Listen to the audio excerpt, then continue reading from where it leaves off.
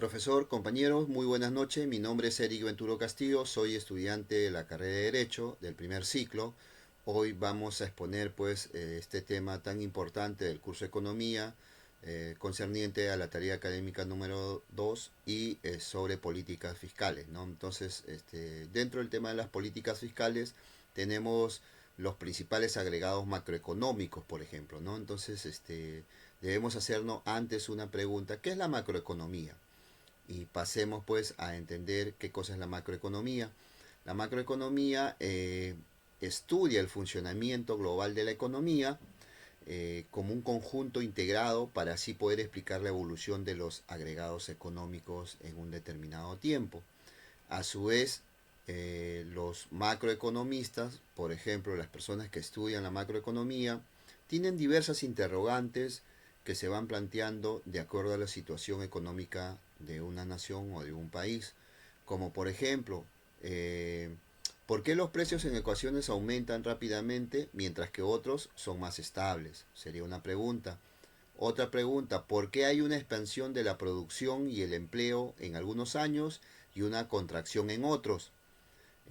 También otra pregunta podría ser: ¿por qué el ingreso promedio es alto en algunos países mientras que en otros es bajo? ¿Correcto? También debemos de tener en cuenta los objetivos de la macroeconomía.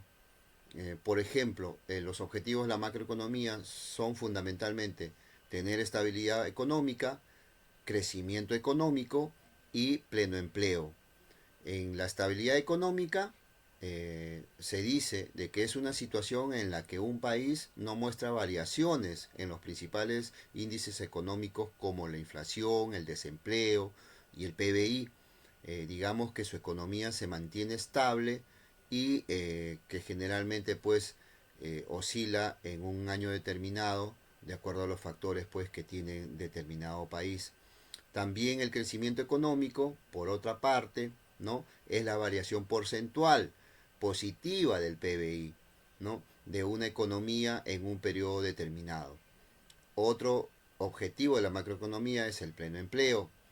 Con respecto a este concepto, se entiende que es la tasa de desempleo, ¿no? Que es el porcentaje del número de personas que pertenecen a la población activa que están desempleados, ¿correcto?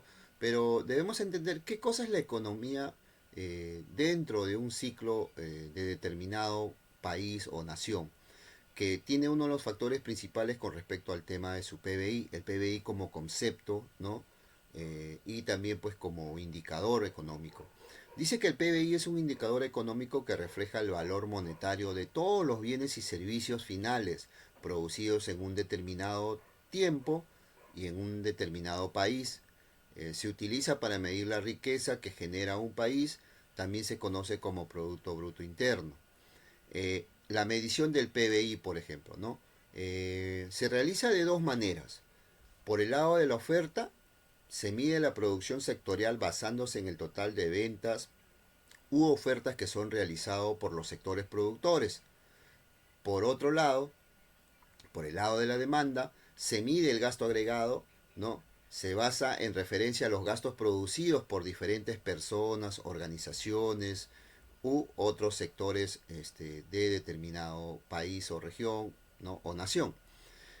También debemos entender dentro de esta exposición qué significa el PBI per cápita. Nos dice que el PBI per cápita es la relación entre el valor total de todos los bienes y servicios finales generados durante un año por la economía de una nación o de un estado y el número de sus habitantes en ese año.